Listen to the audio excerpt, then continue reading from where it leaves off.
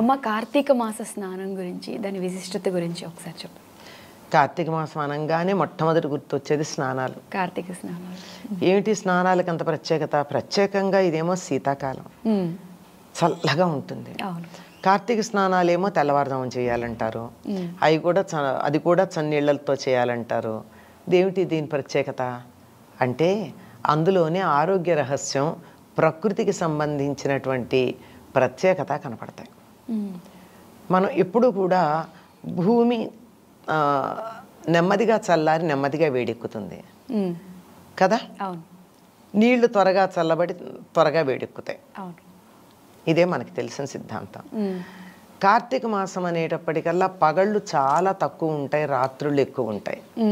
వాతావరణంలో చల్లదనం ఎక్కువ ఉంటుంది.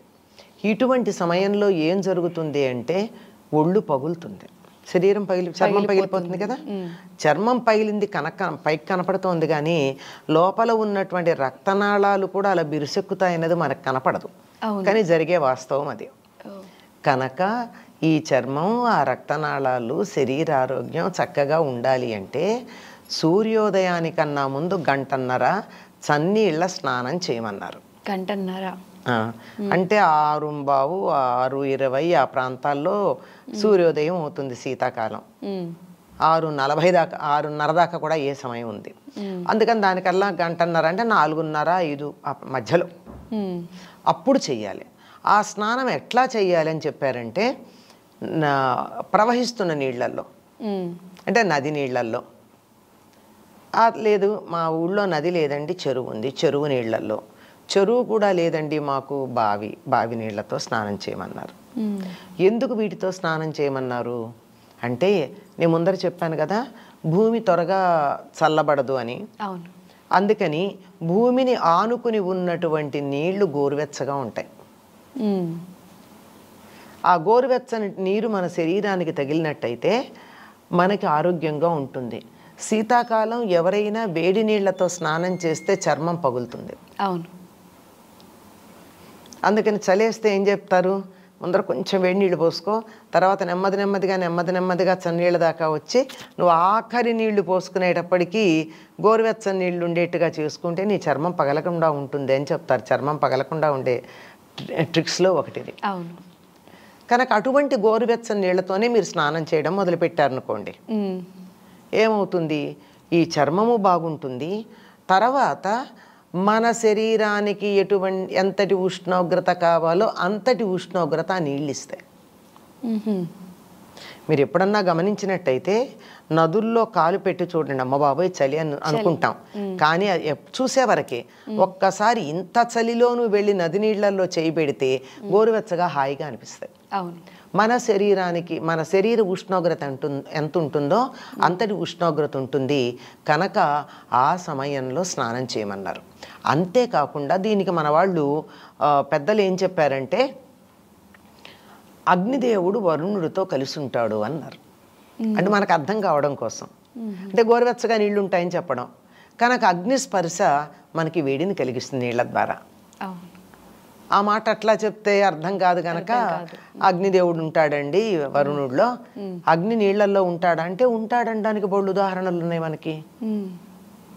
మరి పెద్దగా బడబాగ్ని లాంటివి సముద్రంలో వస్తున్నాయి అంటే నీళ్లల్లోంచి అగ్ని లేదు, ఉంది కదా. ఇది చాలామంది నమ్మకపోతే 1977 అనుకుంటా పెద్ద దివిసీమ ఉప్పెన అని ఒకటి వచ్చింది. మీరు పుట్టలేదు కనుక మీకు తెలియదు, చరిత్ర చదవండి. అప్పుడు అక్కడ ఉన్నటువంటి వాళ్ళు, ఆ పైన ఇళ్లల్లో ఉన్నటువంటి వాళ్ళు వేట అంటే సముద్రంలో చేపలు పట్టడానికి వెళ్ళడాన్నే వేట అంటారు మన వాళ్ళు.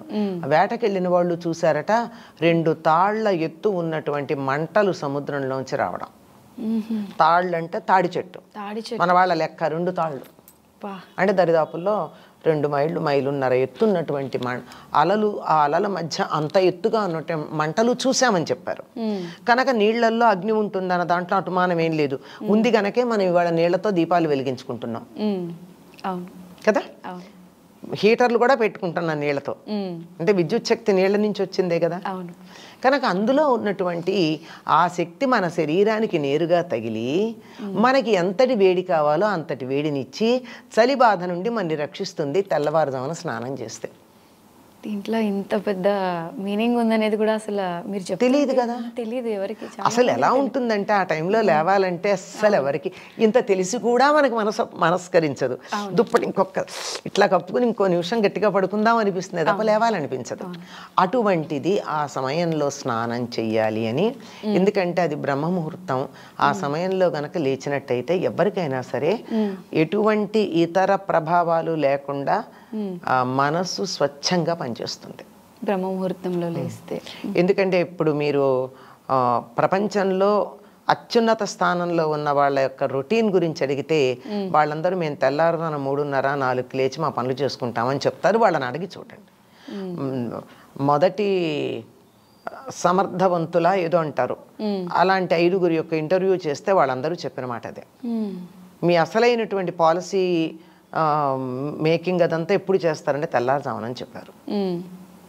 అందుకే మనకు పూర్వంలో కూడా ఏం చెప్పేవారంటే పొద్దున్న లేచి చదువుకోండి, చదువు బాగా వస్తుంది, తెల్లారుజామున లేవండి, చదవండి అని. ఆ సమయంలో ఏం చేసినా బాగుంటుందండి, నిద్రపోయినా కూడా బాగుంటుంది.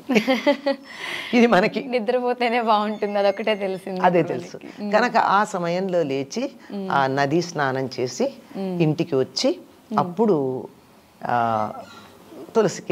తులసిలో నీళ్లు పోసి కార్తీక దామోదరుడికి నమస్కారం చేసుకుని దీపం పెడతాం. తెల్లారుజామున విష్ణువుకు సంబంధించింది అనుకున్నాం కదా.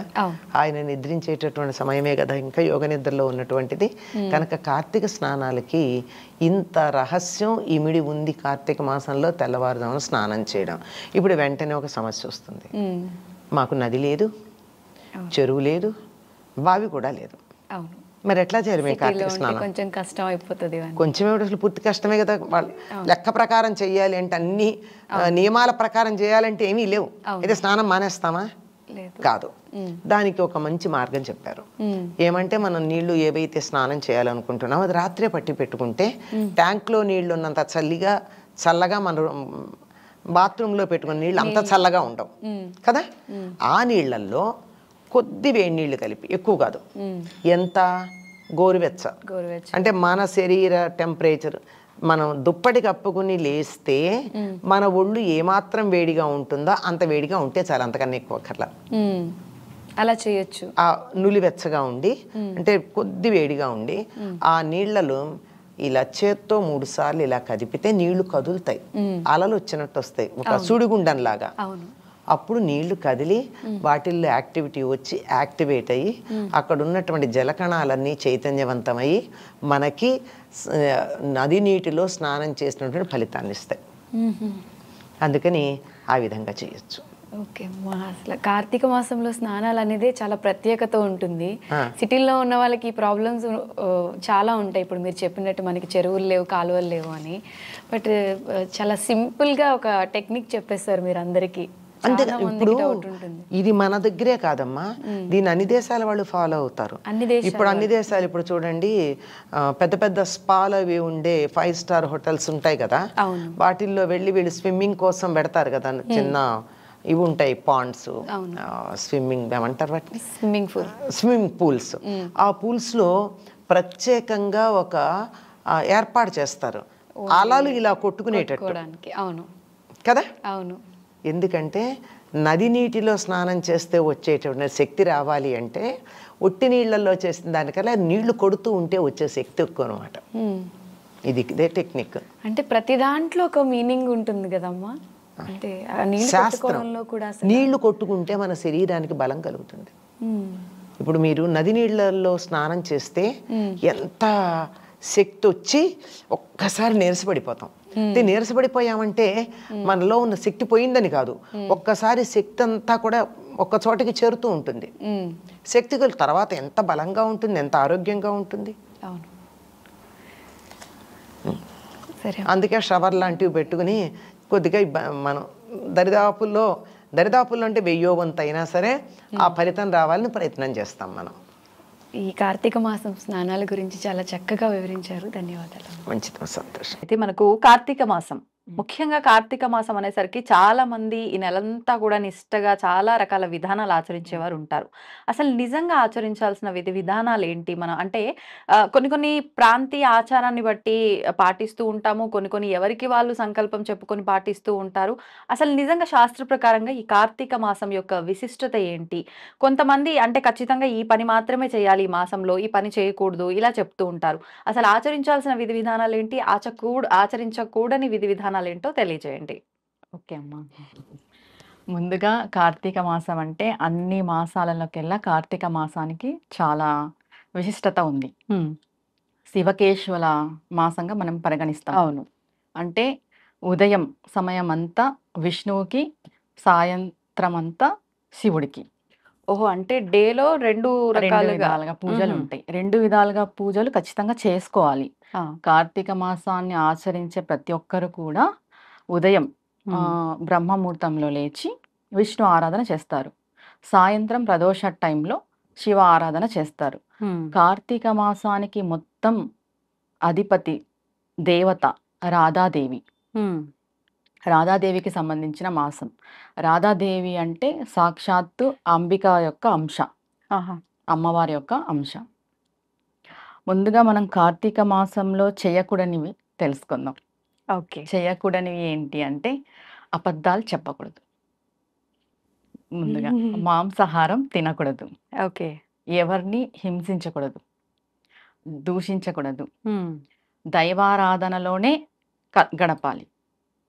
మనకి డేలో ఎక్కువ సమయం దైవారాధనలోనే గడపాలి. అంటే ఇప్పుడున్న బిజీ షెడ్యూల్లో మనం దైవారాధనలో ఉండలేము. అవును. ఎక్కువ టైం దేవుడికి టైం కేటాయించలేం. స్పెండ్ చేయలేము, కేటాయించలేం. కాబట్టి మనకి 2 విధాలుగా అంటే ఉదయం పూట విష్ణువుకి, సాయంత్రం పూట శివుడికి అని విభజించారు. చాలా మంది కార్తీక మాస దీక్ష కూడా చేస్తారు. ఏ రకంగా? ఏ రకంగా అనంటే కార్తీక మాసం మనకి దీపావళి ముందు నుండే మొదలవుతుంది. అవును. దీపావళి పాడ్యమి నుండి పూర్తిగా స్టార్ట్ అయిపోతుంది. మ్మ్, మనం ధనత్రయోదశి నుండి చేసుకుంటూ వస్తాము. అవును. దీపావళి పాడ్యం నుండి స్టార్ట్ అవుతుంది. కొంతమంది పూర్తిగా ఉపవాసం చేస్తారు కార్తీక మాసం అంతా. అంటే కంప్లీట్ తినకుండా ఫలం పండ్లు, తీసుకొని, అల్పాహారం పండ్లు, తీసుకొని. అల్పాహారం తీసుకొని పండ్లు, లిక్విడ్స్, పాలు ఓకే. ఇలా తీసుకొని నెలంతా చేస్తారు. కొంతమంది ఏకభుక్తం చేస్తారు, మధ్యాహ్నం మాత్రం తీసుకుంటారు. ఓకే. కొంతమంది నక్తం చేస్తారు, అంటే ఉదయం అంతా ఉపవాసం ఉండి చుక్కలు చూసిన తర్వాత భోజనాన్ని స్వీకరిస్తారు. ముందుగా చాలా మంది మేము ఉపవాసం చెయ్యాలి అని అనుకునే వాళ్ళు ఒక్కటేసారిగా కార్తీక మాసం స్టార్ట్ అవ్వగానే ఉపవాసం చేయకూడదు. దీనికి ముందు మనము తెలుసుకోవాల్సిన విషయం ఏమంటే ప్రతి నెల ఉపవాసం చేస్తూ రావాలి. అది ఎప్పుడు చేయాలి? అందరూ మనం ఏకాదశులు యథావిధిగా పాటిస్తాం. అవును. కానీ ప్రతి నెల కృత్తికా నక్షత్రం వస్తుంది కదా, సుబ్రహ్మణ్య స్వామిది. ఆ టైంలో మనం ఉపవాసం చేస్తే ఖచ్చితంగా కార్తీక మాసం అంతా ఉపవాసం ఉండగలం. ముందు అంటే ఒక రకంగా మనం తయారు చేసుకోవడం. అవును, మనల్ని మనం ప్రిపేర్ చేసుకోవడం. అది ఎందుకు కృత్తికా నక్షత్రంలోనే చేయాలి అని అంటే అన్ని దేవతలకి అధిపతి సుబ్రహ్మణ్య స్వామి, దేవసేనుడు అంటాం మనం సుబ్రహ్మణ్య స్వామిని. సుబ్రహ్మణ్య స్వామి యొక్క అనుగ్రహం మనకి సంపూర్ణంగా ఉంటే మనం ఏ దేవత ఆరాధన అయినా చేసుకోవచ్చు. కార్తీక మాసంలో మనం ఉపవాసం పూర్తిగా నెలంతా ఉపవాసం ఉండాలి అంటే ఖచ్చితంగా సంవత్సరంలో వచ్చే ప్రతి నెలలో కృత్తికా నక్షత్రంలో ఉపవాసం చేయాలి. ఆ అనుగ్రహంతో మనం ఈ కార్తీక మాసం అంతా ఉపవాసం ఉండొచ్చు. ఓకే. ఇది ఒకటి. దీని తర్వాత మనం శివారాధన చేస్తాం, విష్ణు ఆరాధన చేస్తాం. విష్ణు ఆరాధనలో ఏం చేయాలి? ఉదయం పూట మనం 3:30కి 3:30కి బ్రహ్మముహూర్తంలో నిద్ర లేచేసి స్నానాధికాలు అన్నీ పూర్తి చేసుకొని మనకి సూర్యోదయం ఇంకా అవుతుంది అనే ముందు 45 నిమిషాల లోపే తులసి కోట దగ్గర దీపం పెట్టుకోవాలి, నిత్య పూజ చేసుకోవాలి. ఇది ఉదయానికి సంబంధించింది. సాయంత్రం శివారాధన ఎలా చేయాలి అంటే ప్రదోష టైం స్టార్ట్ అవ్వగానే ఆ సమయంలో మనం సంకల్పం చేసుకొని శివుడికి అభిషేకము, బిల్వాష్టకము, మెయిన్గా ఈ మాసంలో బిల్వం బాగా ఉపయోగించాలి ప్రతినిత్యం కూడా. ఓకే. ఉదయం విష్ణువుకి తులసిని ఎలా మనం ఉపయోగించుకుంటామో అవును, సాయంత్రం శివుడికి బిల్వ పత్రాన్ని అలా ఉపయోగించాలి. కార్తీక మాసంలో వచ్చే ప్రతి తిథి కూడా చాలా విశేషమైనది. కానీ పురాణాల ప్రకారం ఏం చెప్తారు అంటే కార్తీక మాసము పౌర్ణానికి అయిపోతుంది అంటారు. పౌర్ణానికి అంటే కార్తీక 15 రోజులే. అది ఎప్పుడు మొదలవుతుంది అనేది ఎవరికి తెలియదు. ఇప్పుడు నెల అంటే మనకి 30 రోజులు. అవును. కానీ శాస్త్రాలలో కూడా మామూలు కార్తీక పురాణంలో కూడా 15 రోజులకే ఉంటుంది పురాణం కూడా. వ్యాస భగవానుడు రాసిండేది 15 రోజుల వరకే ఉంటుంది. కార్తీక పౌర్ణమికే కార్తీక మాసం అయిపోతుంది అని అంటారు. ఎందుకని అట్లా అంటే అది తెలీదు ఇంతవరకు దేనికి ఎలా అనే విషయం అయితే తెలీదు. మనకి కార్తీక పురాణంలో వ్యాస మహర్షి చెప్పబడింది కూడా కార్తీక పౌర్ణమి వరకే ఉంటుంది. మనం ఎక్స్టెండ్ చేసుకొని చెప్పుకుంటున్నాం కథలు నెలంతా. ప్రతిరోజు పురాణం చదువుతూ ఉంటాం రోజులు అట్లా. కానీ 15 రోజులే చెప్పబడింది. ఓకే. అంటే ఒకవేళ దీక్ష చేయాలనుకున్న వాళ్ళు పౌర్ణమి వరకు చేసి ఆపేయొచ్చా? చేయొచ్చు. ఇప్పుడు మెయిన్ దీక్ష చేయాలి అనే వాళ్ళు సోమవారాలు చేసుకోవచ్చు. కార్తీక మాసంలో వచ్చే సోమవారాలు చేసుకోవచ్చు, శనివారాలు చేసుకోవచ్చు, ఆదివారాలు చేసుకోవచ్చు సూర్య భగవానుడికి. శుక్రవారం అంటే అమ్మవారికి సంబంధించింది. మెయిన్ శివకేశవులు కాబట్టి శనివారం, సోమవారం, ఆదివారం చేసుకోవచ్చు. లేదు మనం 15 రోజులు కంటిన్యూగా చేసుకోవచ్చు, నెల రోజులు చేసుకోవచ్చు. ఇది మన ఆరోగ్యరీత్యా మనం చేసుకోవాలి. ఇప్పుడు నేను ఎవరికైనా చెప్పే విషయం ఏమంటే మనం వినేసి మేము ఉండాలి అనే ఇది దానికంటే మనం మన ఆరోగ్యం పరిశీలించుకొని మన ఆరోగ్యరీత్యా మనం ఏం చేయగలము, ఎంతవరకు మనకి సహకరిస్తుంది మన ఆరోగ్యం అనేది తెలుసుకొని దాన్ని బట్టి మనం వెళ్తే సరిపోతుంది. ఓకే. ఓకే. అంతే. అంటే 15 రోజులు అంటే 15 రోజులు లేదు, మీరు అన్నట్టుగా ఎన్ని సోమవారాలు వస్తే అన్ని సోమవారాలు. ఈసారి అయితే మనకు 4 సోమవారాలు వచ్చినట్టున్నాయి. సోమవారాలు లేదు శనివారాలు అంటే శనివారాలు, ముఖ్యమైన రోజులు చూసుకొని అయినా ఆచరించుకోవచ్చు, సరిపోతుంది. అయితే ఇందాక చెయ్యకూడని పనుల్లో కొన్ని చెప్పారు, చేయాల్సిన పనుల్లో కొన్ని చెప్పారు. ఈ ఆచరించే వాళ్ళంతా కూడా దీక్షగా తీసుకొని 15 రోజులు ఆచరించినా లేదు ముఖ్యమైన రోజులు ఆచరించినా నెలంతా ఆచరించినా చాలా మందిలో సందేహం. ప్రతి ఒక్కరు చెప్తూనే ఉంటారు, ప్రతి సంవత్సరం ఆచరిస్తూనే ఉంటారు. అయినా కూడా తలస్నానం చేయాలా, లేదు అని అంటే పొద్దున మళ్ళీ తలస్నానం చేసి పూజ చేసినాక సాయంకాల పూజకు మళ్ళీ స్నానం చేయాలా, ఇలా రకరకాల డౌట్స్. ఒక్కసారి వాటి గురించి కూడా. ఇప్పుడు ఉపవాసంకి వచ్చేసి 8 ఏళ్ళ పిల్లవాడి వరకు ఉపవాసం చేయకూడదు, 80 ఏళ్ళు దాటిన వాళ్ళు ఉపవాసం చేయకూడదు. ఓకే. 8 నుంచి 80 మధ్య వయసు వాళ్ళే చేయాలి. అది కూడా ఆరోగ్యరీత్యా చూసుకొనే చేయాలి ఉపవాసం అనేది. కార్తీక మాసంలో ఉపవాసం ఉంటే 1,000,000 రెట్లు ఫలితం అని చెప్పేసి ఆరోగ్యం రిస్క్ లో పెట్టుకొని చేసే అవసరం లేదు. భగవంతుడు ఎప్పుడు ఆరోగ్యం రిస్క్ పెట్టుకొని చేయమని చెప్పలేదు. నిజంగా 1,000,000 రెట్ల పుణ్యమా ఉపవాసం?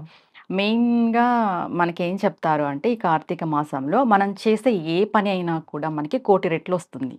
మనం మంచి చేస్తే మంచి 1,000,000 రెట్లు వస్తుంది, చెడు చేస్తే చెడు 1,000,000 రెట్లు వస్తుంది. ఎక్కువ ఫలితం ఉంటుంది ఈ మాసానికి. ఓకే. అలా అది. ఇంకా చేయకూడని పనులంటే చెప్పేసాం ఆల్రెడీ. అవును. అంటే ఈ తలస్నానాలు స్నానాలు ఆచరించే ఖచ్చితంగా ఇలానే చేయాలని లేదండి. లేదు, ఎక్కడ శాస్త్రంలో ఇలానే చేయాలి. ఇప్పుడు నదీ స్నానాలు అది కూడా దీక్షనే. మేము నెలంతా నదీ స్నానాలు చేస్తామని దీక్ష తీసుకొని సంకల్పం చేసుకునే వాళ్ళు నెలంతా చేసుకుంటారు. అది కూడా ఆరోగ్యరీత్యానే. మీ ఆరోగ్యం బాగలేకపోతే మెయిన్ ఆడవాళ్ళకి ఎక్కడ కూడా ప్రతిరోజు తలస్నానం చేయాలని చెప్పలేదు. మనం పసుపు పట్టించుకొని స్నానం చేస్తే అక్కడికి దోషం పోతుంది. మెయిన్ గా అది. ఇంకా చేసే వాళ్ళు నదీ స్నానాలు చేస్తారు కాబట్టి చాలా మంచిది. ఈ నెలలో ఒక్క రోజైనా నదీ స్నానం చేయాలి. ఆడవాళ్ళు కూడా ఒక్క రోజు చేసినా చాలు. ఓకే. డైలీ చేసే అవకాశం ఉంటే చేసుకోవచ్చు. అది కూడా ఆరోగ్య రీత్యానే. తలస్నానం కానీ, ఉపవాసం కానీ, ఏకభుక్తం కానీ, భూశయనం కానీ ఆరోగ్య రీత్యానే చేస్తే చాలా మంచిది. కొంతమంది బ్రహ్మచర్యం కూడా పాటిస్తారు ఈ నెలలో, అది ఇంకా మంచిది. అలా ఎక్కువగా ఆధ్యాత్మిక భావనలో ఉంటారు కాబట్టి బెటర్. ఇప్పుడు ఈ కార్తీక మాస దీక్షలు, ఉపవాసాలు, ఆరాధనలు అన్ని ఎక్కువగా చూస్తే గనక ఆడవాళ్ళే ఆచరిస్తారు. నిజంగా ఇవన్నీ ఆడవాళ్ళే ఆచరించాలని రూల్ ఏమైనా ఉందా? మగవాళ్ళు కూడా ఆచరించవచ్చా? పూర్వం అందరూ మగవాళ్ళే ఆచరించేవాళ్ళు. నదీ స్నానాలు, నదులకెళ్ళి స్నానం చేసేది మగవాళ్ళే. ఇప్పుడు కాలం మారే కొద్దీ ఆడవాళ్ళు కూడా ఆచరిస్తున్నారు. దీపం పెట్టుకోవడం అనే సాంప్రదాయం ఇద్దరికి వర్తిస్తుంది. మగవారు పెట్టచ్చు, ఆడవాళ్ళు పెట్టచ్చు. మామూలుగా ఇంటి యజమాని దీపం పెట్టాలని కూడా మనం వింటుంటాము. అవైలబిలిటీ లేనప్పుడు మనకి ఆడవాళ్ళు పెట్టుకుంటుంటాము. ఇద్దరు చేసుకుంటే చాలా మంచిది. చాలా మంది భార్యాభర్తలు ఈ కార్తీక మాస దీక్ష ఇద్దరు స్వీకరిస్తారు. అది ఇంకా మంచి ఫలితాన్ని ఇస్తుంది. ఆహా! ఇద్దరు ఒకరు చేసిన భార్యాభర్త దానికన్నా ఆ దంపతులు ఇద్దరు ఇద్దరు చేస్తే. దంపతులు ఇద్దరు ఇంట్లో ఇట్లా ఏకభుక్తం గాని, భూశయనము, బ్రహ్మచర్యం పాటించడము చాలా చాలా ఫలితాన్నిస్తది. హ్మ్. ఇప్పుడు ప్రతిరోజు గూడా కార్తీక పురాణం వింటూ ఉంటాం. వినటం వల్ల వచ్చే ఫలితం ఏంటండి? ఈ కార్తీక మాసంలో మనం మంచి చూసినా మంచి ఫలితం వస్తుంది. మంచి విన్నా మంచి ఫలితం వస్తుంది. మంచి చేసినా మంచి ఫలితమే వస్తుంది. విన్నా, చదివినా, చూసినా ఏదైనా దైవపరంగా మనం చేసింది చాలా రెట్లు ఫలితాన్నిస్తుంది. ఓకే. అది మన ఎలా చెప్తారంటే, మనం 10% చేస్తే 1000% అంటాం గదా! అలా 100% కూడా కాదు. 1000% ఉంటుంది. చాలా మంది ఎన్నెన్నో సమస్యలతో ఇబ్బందులు పడుతూనే ఉంటారు. ఎక్కువగా ఆర్థికపరమైన సమస్యలు, ఈ ఫైనాన్షియల్ మ్యాటర్స్‌లో అంటే సరిపోను సంపాదన ఉన్నప్పటికీ దాన్ని బ్యాలెన్స్ చేయలేక ఇబ్బంది పడేవాళ్ళు ఉంటారు. లేదు అనంటే నిజంగానే వాళ్ళకు సరిపోయేంత ధనం రాక ఇబ్బంది పడేవాళ్ళు ఉంటారు. ఏ రకంగా జూషినా గూడా ప్రతి ఒక్క ఇంట్లో గూడా ఖచ్చితంగా ఆర్థికపరమైన ఇబ్బందులైతే ఉంటూనే ఉంటాయి. మరి వాటి నుంచి ఇంక మేము బయట పడతామా? లేదా? ఇంకింతేనా మా జీవితము అని ఆలోచిస్తూ ఎంతో డీప్‌గా ఎళ్ళిపోతూ ఉంటారు చాలామంది. అటువంటి వారికి ఏదైనా ఉపశమనం కలిగించే విధానం ఉంటే వివరించండి. సరే అమ్మా. ఆర్థిక సంక్షోభం అనేది పెనుభూతం లాంటిది. అవును. ప్రతి ఒక్కరి జీవితంలో మనకి ఏదో ఒక లోటుపాటు అనేది ఖచ్చితంగా ఉంటుంది. హ్మ్. మనం ఎంత సంపాదించినా కూడా దానికి దానికి సరిపోతుంది. హ్మ్. అంటే ఉన్నారు బాగుండేటోళ్ళు. సాదా సీదా ప్రజల కోసం మనం ఇప్పుడొకటి మాట్లాడుకుందాం. హ్మ్. ముందుగా మనం ఆర్థికంగా బయటపడాలి అనంటే మనకి ఒక ప్లానింగ్ అనేది ఉండాలి. హ్మ్. మెయిన్. మనం ఏం చేస్తున్నాం? మనకి రాబడి ఎంత ఉంది? అవును. పోతున్నది ఎంత పోతోంది? ఆ ప్లానింగ్ అనేది ఖచ్చితంగా వేసుకోవాలి ప్రతి ఉండాల్సిందే. ఒక్కరు. చాలా పొదుపులో ఉన్న వాళ్ళు కూడా కొంతమంది సఫర్ అవుతుంటారు. అవును. అన్ని ప్లానింగ్స్ వేసుకొని ముందుకెళ్తున్నా కూడా ఆర్థికంగా చాలా ఇబ్బంది పడుతుంటారు. హ్మ్. అలాంటి వాళ్ళు ఏం ఫీల్ అవుతారంటే, అంటే మేము ఎన్ని పూజలు చేస్తున్నా, మేము ఎంత కష్టపడుతున్నా, హ్మ్. ఎందుకు మాకు ఇలానే ఉంది? ఈ అవును. ఆలోచన వచ్చేస్తుంది ప్రతి ఒక్కరికి. భగవంతుడి మీద ఒక్కొక్కసారి కోపం గూడా వస్తుంది. వస్తుంది. అవును. ఈ ఆర్థికపరమైన సమస్యలనేటివి మనుషుల్ని కుదిపేస్తాయి. మామూలుగా ఉండదు మామూలుగా నిజంగా. ఉండదు అది. అది టార్చర్ అంటాం కదా! అవును. దానికంటే ఎక్కువ ఎక్కువ. ఆర్థిక సమస్య అనేది. ఇప్పుడు మనకి ఆర్థికంగా అంటే చాలా స్తోత్రాలున్నాయి. హ్మ్. కనకదార స్తోత్రం, అమ్మవారి యొక్క అష్టకము, అష్టోత్తరాలు ఇలా చాలా ఉన్నాయి. ఓకే. కానీ నేను ఒక పూజ ప్రాసెస్ చెప్తాను. హ్మ్. ఖచ్చితంగా ఇది అందరూ ఆచరిస్తే వాళ్ళ జీవితాలలో మెరుగైన రిజల్ట్ చూస్తారు. ఖచ్చితంగా. ఏంటంటే అది మెయిన్‌గా మనము ఎంత పూజాపరంగా ఉన్నా, ఎంత సాధన చేసినా కర్మ అనేది ఒకటుంటుంది. ఎప్పుడైతే కర్మ అనేది మనకి ఉంటుందో హ్మ్. మనం ఆర్థికంగా ఎదగలేం. హా! ప్రారబ్ధ కర్మ అనేది అడ్డుపడుతుంది. ఓకే. దీనికి ఎగ్జాంపుల్ తీసుకోవాలంటే విద్యారణ్య స్వామి వారని ఉన్నారు కదా! అమ్మవారి ఉపాసకులు. హ్మ్. ఆయన చెయ్యని పూజ లేదు. ఆయన చెయ్యని తంత్రం లేదు. ఆయన చెయ్యని విధానమే లేదు ఉపాసనా పరంగా. ఆ! అమ్మవారు ప్రత్యక్షమైనప్పుడు ఆయన అడిగాడు. హ్మ్. నాకెందుకు ఇంత ఆర్థిక సంక్షోభంలో నేనున్నాను. నేనేం పొరపాటు చేశాను? నేనేం తప్పు చేశాను సాధన విధంగా అంటే, హ్మ్. ఆ అమ్మవారు ఆయనకు చెప్తుంది. నీకు ప్రారబ్ధ కర్మ అనేదుంది. ఆ హుహుహు. కర్మ తొలగిపోతేనే ఆ ధనం అనేది, ఐశ్వర్యం అనేది మనకొస్తుంది. అంటే అన్ని సాధనలు అన్ని చేసినా ఆయన కర్మ తొలగిపోలేదు. తొలగిపోలేదు. ఇప్పుడు లక్ష్మీ అమ్మవారు మనకి ధనాన్నియ్యాలి అనంటే పైన అమ్మవారి యొక్క ఆజ్ఞ రావాలి. ఆ! లలితా పరాభట్టారిక యొక్క ఆజ్ఞ అనేది రావాలి. ఆ! ఆజ్ఞ వస్తే అమ్మవారు ఇచ్చేస్తది. ఓకే. ఆ ఆజ్ఞ రావాలి అంటే మన కర్మ తొలగిపోవాలి. హుహుహు. కర్మకారకుడెవరు? శని. శని శనీశ్వర స్వామి. భగవానుడు. ఓకే. శని భగవానుడు. ఎప్పుడైతే మనం కర్మను తొలగించుకుంటామో హ్మ్. ఆటోమేటిక్‌గా మనకి లక్ష్మి, ఐశ్వర్యం, ధనం అనేది వచ్చేస్తుంది. హుహు. కానీ ప్రారబ్ధ కర్మ. ఐశ్వర్య ప్రదాత శివుడు అని అంటూ ఉంటారు గదా! అవును. అంటే కర్మ అడ్డుపడుతుంది కదా! ఓకే.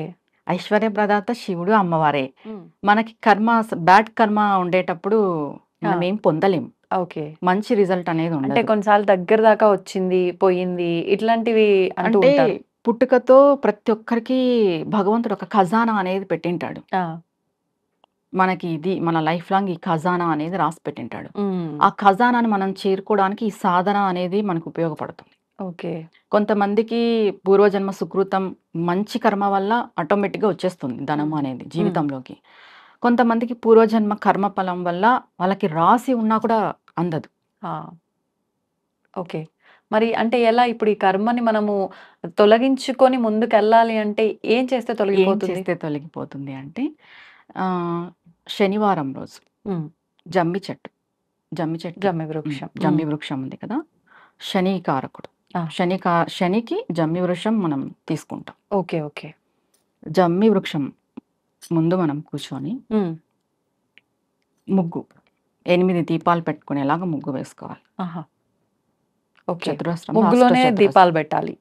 అష్టచతురస్రం వేసుకొని చెట్టుని హ్మ్. జమ్మి వృక్షాన్ని మనం మధ్యలో పెట్టుకొని పసుపు, కుంకుమ, పంచోపచార పూలు, గంధము హ్మ్. అన్నీ అలంకరణ చేసుకొని జమ్మి వృక్షానికి లలిత సహస్రనామం పారాయణం చేయాలి.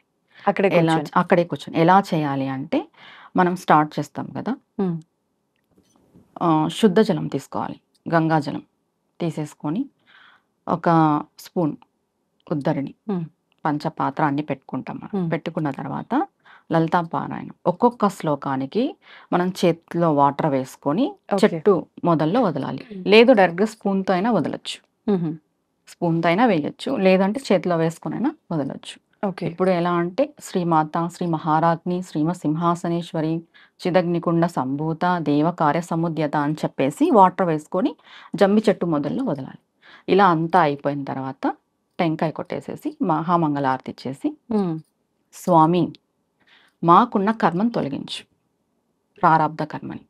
శనివారం రోజు జమ్మి చెట్టులో చాలా ప్రత్యేకమైన పవర్ ఉంటుంది. శమీశ్వరుడు అంటారు జమ్మి చెట్టు. జమ్మి చెట్టుని. ఆహా! శనీశ్వరుడు కాదు. శమీశ్వరుడు. శమీశ్వరుడు. ఆహా! శమీశ్వరుడు.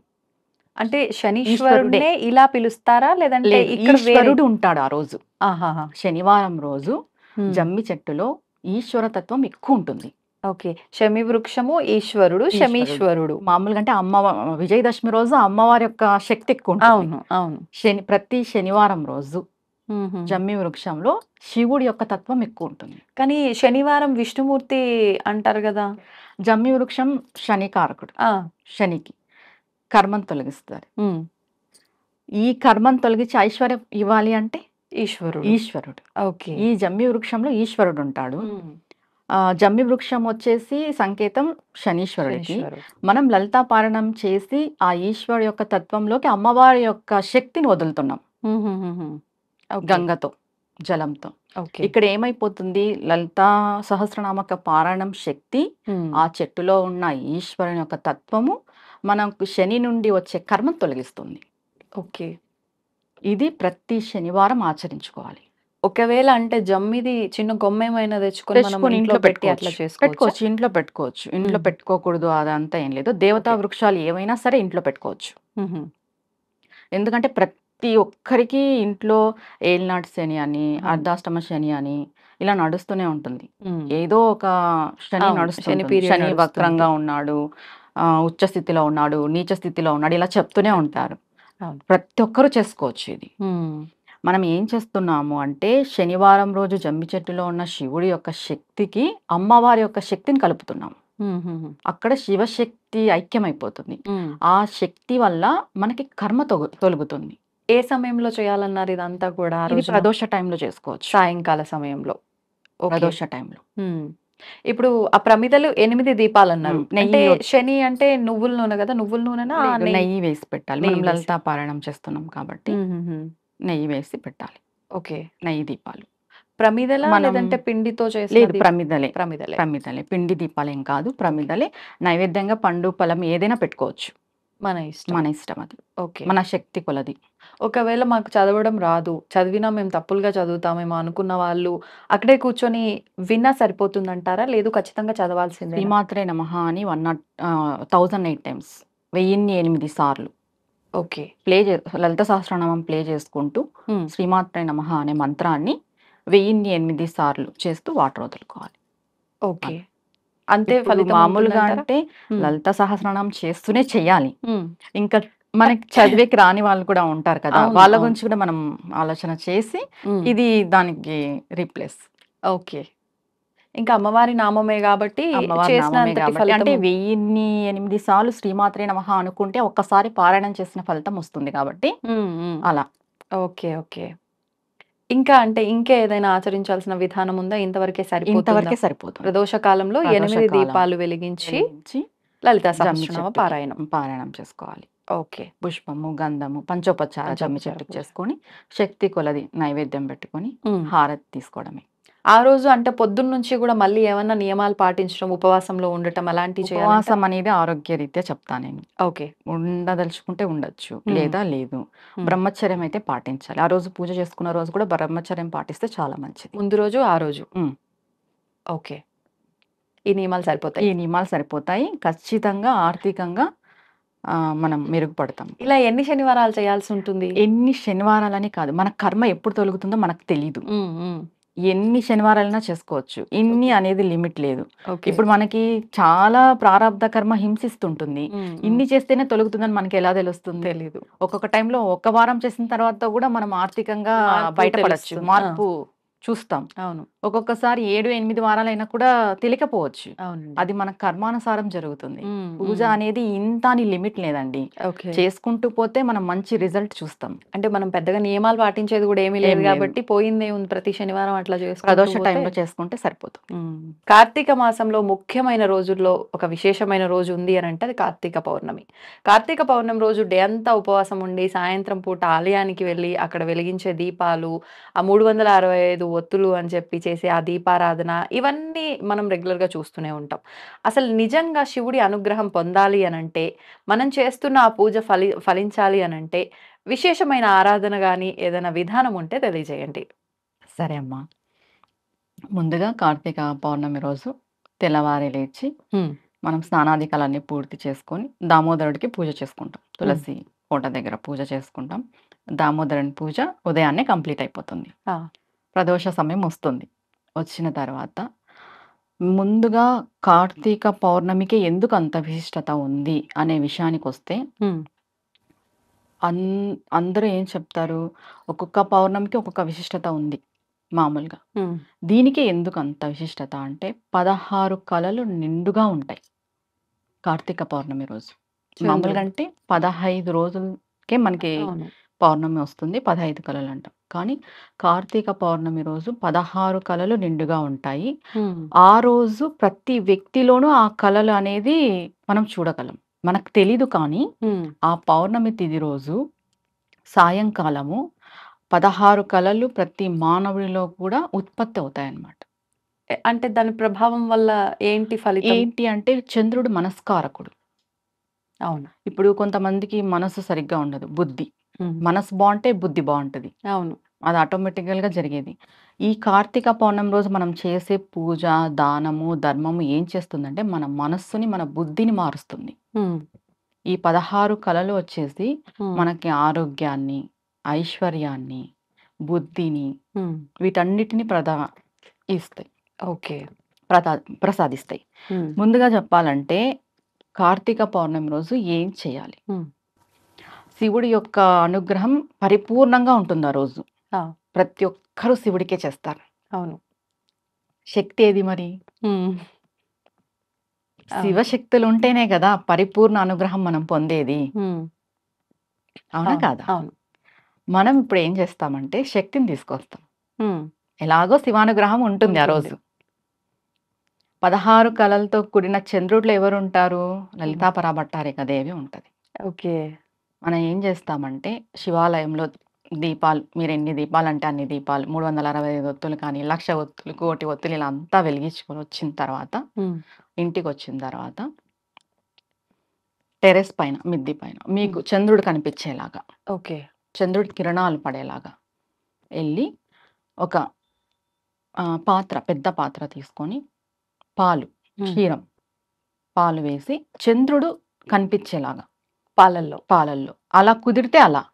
లేదు మేమంతా చేసుకోలేము. చిన్న పాత్రలు ఆ కిరణాలు పడినా చాలు. ఓకే. ఓకే. చంద్రుని యొక్క కిరణాలు పడినా చాలు.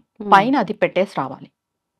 అలా వదిలేయాలి. ఎవరో ఒకరు ఉండాలి. అంటే పిల్లులు అలా వచ్చినా ఇబ్బంది అవుతుంది కదా.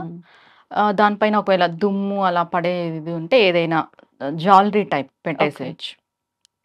చంద్రుడు కనిపించేలాగా ఉండాలి, లేదా కిరణాలన్నా పడేలాగా ఉండాలి. ఉమ్, అయితే పెద్దది లేదా చిన్నది. ఓకే. ఇది పెట్టేసి వచ్చి ఇంట్లో పూజా మందిరంలో బిల్వంతో లలిత సహస్రనామం చేయాలి.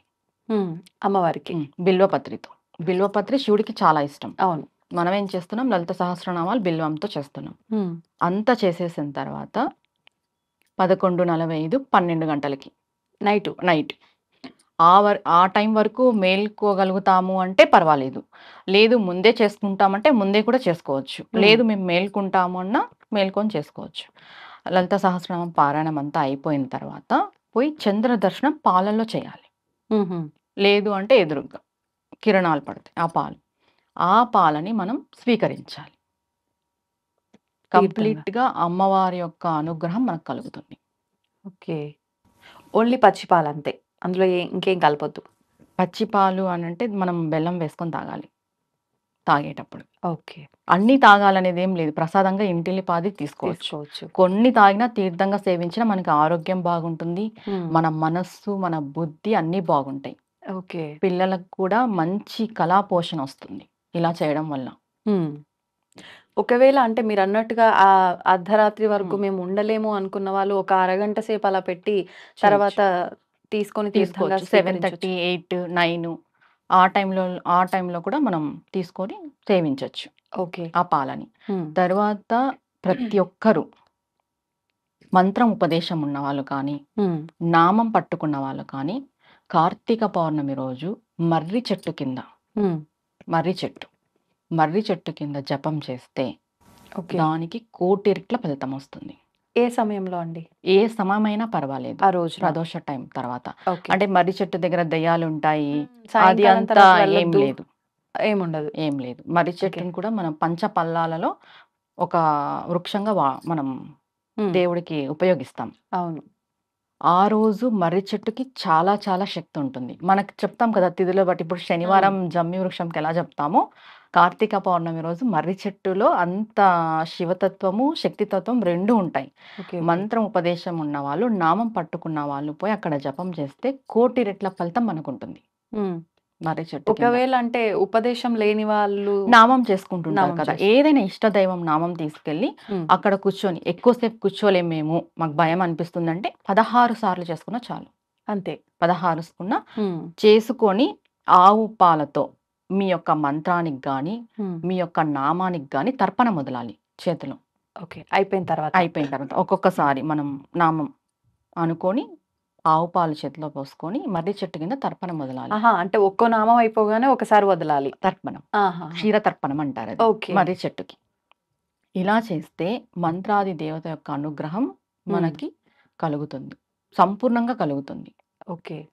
మంత్రం సిద్ధిస్తుంది కూడా. కొంతమందికి చాలా సంవత్సరాలుగా చేస్తుంటారు, మంత్రసిద్ధి యొక్క ప్రత్యేకత తెలుసుకొనిండరు, ఇంకా ఆ, చేస్తుంటారు కానీ ఓకే వాళ్ళకి నడుస్తుంది అనేలాగుంటుంది. ఉమ్, కానీ ఇలా చేసిన తర్వాత మనం చూసుకుంటే దాని యొక్క ఆ, ఇది అంటాం కదా పవర్ ఉమ్. మనకి బాగా తెలుస్తుంది. ఇప్పుడు మీరు అన్నట్లుగా ఉపదేశం ఉండి మంత్రం చేసిన వాళ్ళకైతే అది నిజంగా అర్థమైపోతుంది.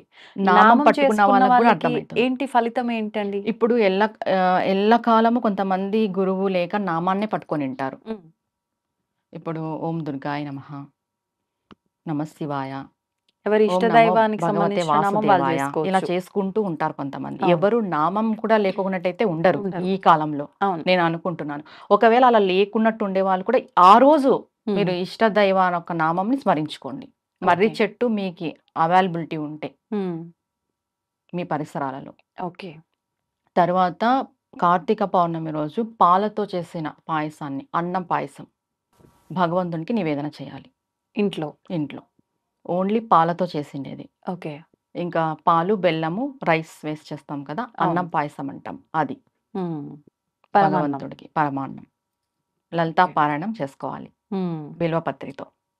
ఇంట్లో బిల్వపత్రితో లలితా పారాయణము, మర్రి చెట్టు దగ్గర మాత్రం పాలతో. పాలతో తర్పణ మొదలాలి, మంత్రం అనుష్ఠానం చేసుకోవాలి, జపం చేసుకోవాలి. ఓకే. తర్వాత కార్తీక పౌర్ణమి రోజు చంద్రదర్శనం క్షీరంలో చేసుకోవాలి, ఉమ్, క్షీర దర్శనంగా భావించాలి. ఓకే. అలా లేకపోతే చంద్రుని యొక్క కిరణాలు ఉమ్, మన పాలల్లో పడేలాగా పెట్టుకోవాలి. ఓకే. ఓకే. నిజంగా చాలా కొత్త విధానం. వినటానికి కూడా బాగుంది. ఆచరిస్తే ఎలా ఉంటుందో చూడాలి ఆచరిస్తే మరి. ఇంకా బాగుంటుంది. మీరు ఎప్పుడైనా ట్రై చేశారా ఇదంతా? మేము ప్రతి పౌర్ణమికి లలితా పారాయణం ఇలానే చేసుకుంటాము. అవునా? ఉమ్. హ్మ్. పాలల్లో ఆ, చంద్రుడిని చూడటము పాలల్లో ఇదంతా చంద్రుడిని కూడా. చూడటము, ఇంకా పౌర్ణమి పూజ అని సపరేట్ గా కొన్ని పూజా విధానాలు ఉన్నాయి. అవి ఆ, ఏంటండి? అవి మరి చెప్పుకుందాం. ఓకే. అవి సరే. చాలా ప్రాసెస్ ఉంటుంది. పౌర్ణమి పూజ అనేసి ఓకే. శ్రీచక్రానికి పౌర్ణమి పూజ అని ఉంటుంది. హుహుహు. శివుడికి సపరేట్ గా పౌర్ణమి పూజ అని ఉంటుంది. ఆహా! విష్ణువుకి సపరేట్ గా ఉంటుంది. అంబికకి సపరేట్ గా ఉంటుంది. దేవికి హుహు. లలితా పరాభట్టారిక అంటే దేవి అది కూడా ఉపదేశం ఉన్నవాళ్ళు అలా ఏం లేదు, చేసుకోవాలా? ఎవరైనా చేసుకోవచ్చు. ఎవరైనా చేసుకోవచ్చు. పౌర్ణమి పూజ, వ్రతము, నోములు అనేటివి ఎవరైనా చేసుకోవచ్చండి. హ్మ్. ఒక మంత్రం ఉపదేశం ఉన్న వాళ్ళు మాత్రమే, వాళ్ళకి అనుష్ఠానం పూజ సపరేట్ గా ఉంటుంది. వాళ్ళు ఓకే. అనుష్ఠానం పూజ చేసుకుంటారు ఓకే. అంతే. అయితే ముఖ్యంగా మనకు సూర్య భగవానుడికి సంబంధించి సూర్య నమస్కారాలు గనుక చేస్తే అంతా బావుంటుంది అని చెప్పి అంటూ ఉంటారు. పొద్దున్న లేవంగానే మనం ఏం చేసినా చేయకపోయినా ఖచ్చితంగా సూర్యుడికి అర్ఘ్యం వదలటము, నమస్కారాలు చేయటము చాలా మంచి అంటే మనం చూస్తే గనుక పెద్దవాళ్ళు గూడా ఇవన్నీ ఏం ఆచరించినా, ఆచరించకపోయినా, దీపారాధన చేసినా, చేయకపోయినా ఖచ్చితంగా స్నానం అయిపోగానే పోయి సూర్యుడికి దండం పెట్టడము ఇదంతా ఎక్కువగా చూస్తుండేవాళ్ళం. అంటే ఇక్కడ ఏదో ఒక విశేషం అనేది దాగి ఉంది అని చెప్పి అనిపిస్తూ ఉంటుంది. ఏంటి నిజంగా ఆ ఫలితం ఏంటి? ఏం విశేషం దాగి ఉంది వాటిల్లో? మనకి సూర్య భగవానుడు అంటేనే కనిపించే దైవం. హ్మ్. అవును. కనిపించే దైవంగా మనం పరిగణిస్తాం అవునండి. సూర్య భగవానుడిని. సూర్య ఆరాధన ప్రతి ఒక్కరూ చేయాలి. హ్మ్. మనకి పంచాయతన పూజలు అని ఉన్నాయి. ఆహా! ఏంటవి? 5 పంచాయతన పూజలు. ఓకే. 1 శివుడిది, 2 విఘ్నేశ్వరుడు, 3 అంబిక హ్మ్. అమ్మవారు, అమ్మవారు. 4 విష్ణువు, 5 సూర్యుడు. ఓకే. ప్రతి ఒక్కరికి ఒక్కొక్క పంచాయతన పూజ పట్టుకుంటారు. హ్మ్. కొంతమంది శివ పంచాయతన పూజ పట్టుకుంటే వాళ్ళ ఇంటి సింహాసనంలో హ్మ్. మధ్యలో శివుడిని పెట్టుకుంటారు. శాక్తేయ పంచాయతనం పట్టుకుంటే హ్మ్. మధ్యలో అమ్మవారిని పెట్టుకుంటారు, చుట్టూ వీళ్ళుంటారు. ఓకే. వైష్ణవులు వైష్ణవుని పెట్టుకుంటారు. హ్మ్. గణేష పంచాయతనం వస్తే వినాయకుడు మధ్యలో ఉంటారు. హుహుహు. సూర్య ఆరాధన చేసే వాళ్ళని శౌర్యులు అంటారు. హ్మ్. పూర్వం ఎక్కువ అందరూ రాజులు ఎక్కువ చేసేవాళ్ళు సూర్య ఓకే. ఆరాధన. ఆహా! వాళ్ళు సూర్యుడిని మధ్యలో వాళ్ళ పూజా గదిలో సింహాసనంలో మధ్యలో సూర్య భగవానుని పెట్టుకొని ఆరాధించేవాళ్ళు. హుహు. పూర్వం ఉన్నారు శౌర్యులు, వాళ్ళని శౌర్యులు అంటాం. హ్మ్. సూర్య పంచాయతన పూజ అనేసి. ఓకే. ఓకే. ముందుగా సూర్యుడిని ఆరాధిస్తే కలిగే లాభం ఏమిటి అంటే హ్మ్. ఆరోగ్యం. సూర్య ఆరాధన చేసే ప్రతి ఒక్కరు చాలా సన్నగా ఉంటారు. అవునా? హ్మ్. మీరు అన్నట్టు సూర్య నమస్కారాలు చేస్తారు కదా, వాళ్ళు ఆ! వాళ్ళు సన్నగే ఉంటారు. సూర్య ఆరాధన చేసే వాళ్ళు కూడా సన్నగే ఉంటారు. ఓకే. సన్నగా ఉన్నంత మాత్రాన వాళ్ళు వీక్‌గా ఉన్నారని కాదు అర్థం అక్కడ. హ్మ్. వాళ్ళు చాలా ఆరోగ్యంగా ఉంటారు. చాలా బలంగా, బలిష్టంగా ఉంటారు ఓకే. సూర్య ఓకే. ఆరాధన చేసేవాళ్ళు. అదే విధంగా చాలా తేజవంతంగా ఉంటారు. హ్మ్. వాళ్ళ మొఖంలో తేజస్సు అంటాం కదా, అవును. తేజస్సు, వర్చస్సు, వాళ్ళ మేధస్సు కూడా చాలా బావుంటుంది సూర్య హుహు. ఆరాధన చేసేవాళ్ళు. ఒక రకంగా అన్ని రకాలుగా బెటర్‌గానే ఉంటారు. చాలా బాగుంటారు అందరికంటే. ఆ! ఎందుకంటే కనిపించే దైవం మనకి అవును. సూర్యుడు.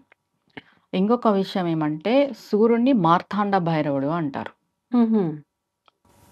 మార్తాండ భైరవుడు అనంటే, మార్తాండ అనంటే హ్మ్. సూర్యుడి వెనక చాలా బ్రహ్మాండాలుంటాయి. ఓహో! బ్రహ్మాండ మండలాలుంటాయన్నమాట. హ్మ్. ఆ బ్రహ్మాండ మండలాలన్నిటికీ అధిపతి అమ్మవారు. ఓకే. మనకి సూర్యుడు ఏం చేస్తారు అంటే, మనం ఇప్పుడు అమ్మవారిని ఆరాధిస్తున్నాము. హ్మ్. ఏ ఆరాధన చేసినా కూడా సూర్య భగవానుని ఆరాధన ప్రథమంగా చేయాలి మనం. హుహుహు. మనం శివుడిని ఆరాధన చేస్తున్నాము. అవును. సూర్యుడు మనకి మధ్యలో ఉంటారనమాట. ఇన్ఫర్మేషన్ ట్రాన్స్‌ఫర్మేషన్‌గా. ఆహా! ఇప్పుడు మనం శివుడికి ఆరాధన చేస్తున్నాం. సూర్యుడు మధ్యలో ఉంటారు. మనం సూర్యునికి ఎప్పుడైతే నమస్కారం చేస్తామో అది శివుడికి చెందుతుంది. ఓకే. మనం అమ్మవారికి ఆరాధన చేస్తున్నాము. సూర్య నమస్కారం చేసినప్పుడు అది అమ్మవారికి చెందుతుంది. హుహు. అలా. మనం నైవేద్యం పెడితే భగవంతుడు తింటాడో తినడో మనకు తెలీదు. హ్మ్. కానీ సూర్యభగవానుడు మాత్రం స్వీకరిస్తాడు. అవునా? హ్మ్. ఉందా? అంటే దానికేమైనా ఆధారం? అవును. హ్మ్. అంటే కిరణాల ద్వారా స్వీకరిస్తాడు. మనం రథసప్తమి చేస్తాం గదా! అవును. అవును. రథసప్తమి రోజు మనం ఆకులో నైవేద్యం పెడతాం. హ్మ్. పరమాన్నం చేసి. సూర్యకిరణాలకి. మీరు గమనించండి ఖచ్చితంగా అది కొంచెం తగ్గింటుంది. ఆయన సూర్యకిరణాల ద్వారా స్వీకరిస్తారు. ఓకే. ఏ దేవుడు స్వీకరిస్తారో స్వీకరించరో గాని కనిపించే దైవం సూర్యభగవానుడు ఖచ్చితంగా స్వీకరిస్తాడు. ఓహ్! ఓకే. సూర్య ఆరాధన అనేది చాలా ముఖ్యమైనది, విశేషమైనది మనకి. హ్మ్. ప్రతి ఒక్కరు కూడా ఉదయాన్నే లేచి 5:45 నుండి 6:45 సమయంలో ఒక రాగి పాత్ర, పసుపు, కుంకుమ, అక్షింతలు, కొంచెం ఎర్రటి పువ్వులు వేసుకొని సూర్య భగవానుడికి అర్ఘ్యం ఇవ్వాలి. హ్మ్. ఆడవాళ్ళు చేయొచ్చు, మగవాళ్ళు చేయొచ్చు. ఓకే. ఎవరైనా చేయొచ్చు. అనుష్ఠాన పరులు వాళ్ళైతే గాయత్రి మంత్రంతో చేసుకుంటారు హుహు. అర్ఘ్యం. లేదు విడిగా? హ్మ్. విడిగా ఉన్న మనకేం అనుష్ఠానం లేదు, ఉపదేశం లేని వాళ్ళైతే సూర్యాయ నమః అనుకోవచ్చు, ఆదిత్యాయ నమః అనుకోవచ్చు, భాస్కరాయ నమః అనుకోవచ్చు. 11 ఓకే. సార్లు 11 సార్లు. 11 సార్లు అనుకొని సూర్య భగవానుడికి జలము గంగని అర్ఘ్యమిస్తే వచ్చినంత ఫలితము దేనికి రాదు. అంటే ఇంక ప్రత్యేకించి విశేషమైన ఆరాధన ఏమీ లేదు. ఏమీ లేదు. ఓకే. ఉదయం లేచి స్నానాధికాలన్నీ పూర్తి చేసుకొని గంగని అర్ఘ్యం ఇవ్వడమే హ్మ్. సూర్య ఉపాసనలో మొదటిది. కానీ ఇప్పుడు ఇండిపెండెంట్ హౌసెస్ అట్లా ఉంటే మనకు సూర్యుడు కనిపించేవారు. మనం అలా వదిలితే ఆ చెట్టుకో, ఎక్కడికో వదిలేవాళ్ళం. ఇప్పుడు చూసుకుంటే సిటీల్లో ఇదంతా పాసిబులే అవ్వదు. అసలు సూర్యుడు కనిపిస్తాడో లేదో కూడా ఒక క్లారిటీ ఉండదు. పర్వాలేదంటారా? అంటే అలా తలుచుకుంటూ వదలొచ్చంటారా? ముందుగా మనం తెలుసుకోవాల్సిన విషయం ఏమంటే ఇప్పుడు ఇప్పుడు మనకి వర్షాకాలం జరుగుతుంది. హ్మ్. మనం ఏమంటాం, సూర్యుడు రాలేదు అంటాం. రాలేదంటాం. ఉదయం అయ్యింది అంటే ఖచ్చితంగా సూర్యభగవానుడు వచ్చినట్టే. కానీ మనకి మనకు కనిపించని కనిపించట్లే. కనిపించకపోని. ఓకే. ఆయన ఎక్కడున్నా కూడా మన గృహంలో ఉన్న గోడలలో ఆయన కిరణాలుంటాయి. హ్మ్. ఆయన మనకి కనిపించాల్సిన అవసరమే లేదు. ఓకే. ఆయన కిరణాలు విశ్వమంతా వ్యాపించి ఉంటాయి. ఒక్కసారి ఆయన ఉదయించిన తర్వాత. ఓకే. ఆయన్ని మనసులో స్మరించుకొని మనం అర్ఘ్యం ఇచ్చినా ఆయనకు చెందుతుంది. ఆయన కనిపించాలి అనేదైతే లేదు. హ్మ్. ఓకే. ఇప్పుడు అంటాం మేఘాలున్నాయి, మేఘాలు అవును. కమ్మేసినాయి, సూర్యుడు రాలేదు. సూర్యుడు రాలేదు కాదు, సూర్యుడు వచ్చింటాడు. హ్మ్. మనకి ఉదయం అయింది అంటేనే సూర్యభగవానుడు ఉన్నట్టే. ఓకే. మనకు కనిపించని కనిపించకపోని. ఆ! ఇప్పుడు అంటే మనం ఒక టబ్ లాంటిది ఏదైనా పెట్టుకొని అలా తూర్పుకి చూస్తూ తులసి ఇంట్లోనే మొక్కలోకి వదలొచ్చా? లేదు తులసి అంటే మొక్కలోకి తులసి మొక్కలోకి వదలొచ్చు. వదలొచ్చు. ఏ మొక్కలకైనా వదలొచ్చు ఓకే. అర్ఘ్యం. మెయిన్‌గా సూర్యభగవానుడి వల్లే సమస్త జీవరాశి బతుకుతుంది. అవును. పంటలు, పొలాలు, మనకి ధాన్యం, హ్మ్. సూర్యభగవానుడు లేనిదే అసలు ఏ క్రిమి కీటకం కూడా బతకలేదు. ఆ! అవును. అవునా కాదా? అవును. నిజం. ఆయనతోనే మొత్తం సమస్త విశ్వం నడుస్తుంది. హ్మ్. అది ఎలా అంటే ఆయన్ని నడిపిస్తుంది అమ్మవారు. ఓహ్! సూర్యచంద్రులు మనకి కనిపించే దైవాలు అయితే మనం ఏం చెప్తాము? అమ్మవారి యొక్క తాటంకాలు సూర్యచంద్రులుగానే చెప్తాం. ఆ! అమ్మవారి యొక్క కనులు సూర్యచంద్రులుగానే చెప్తాం. అమ్మవారి యొక్క స్తనాలను కూడా సూర్యచంద్రులుగానే చెప్తాం. హుహుహు. అమ్మవారు సూర్యచంద్రుల్ని స్తనాలుగా పెట్టుకొని మొత్తం విశ్వాన్నంతటిని పోషిస్తుంది అంటారు. ఆహాహా! ఇలా ఓకే. ఓకే. ఇదంతా అమ్మవారి వర్ణనలో ఉంటుంది. ఉంటుంది. ఓకే. అంటే లలిత సహస్రనామాల్లోనా? సౌందర్య లహరిలోనా? అసలు లలిత సహస్రనామాల్లో తాటంకాలుగా చెప్తారు. ఓకే. సౌందర్యలహరిలో స్తనాలుగా చెప్తారు. హుహుహుహు. లలిత సహస్రనామంలో కళ్ళు కూడా సూర్యచంద్రుల్లాగా ఉంటాయి అని కూడా చెప్తారు, అమ్మవారి కళ్ళు. ఓకే. ఓకే. సౌందర్యలహరిలో అయితే స్తనాలుగా చెప్తారు. హ్మ్. ఎలా చెప్తారంటే మనకి ఒక శ్లోకం వస్తుంది. కొనక్వాంచీదామ కరికలభ కుంభస్తననత అనేసి హుహుహు. సౌందర్యలహరిలో. పరీక్షీణ మధ్యే పరిణత చరచంద్రవదన ఆ!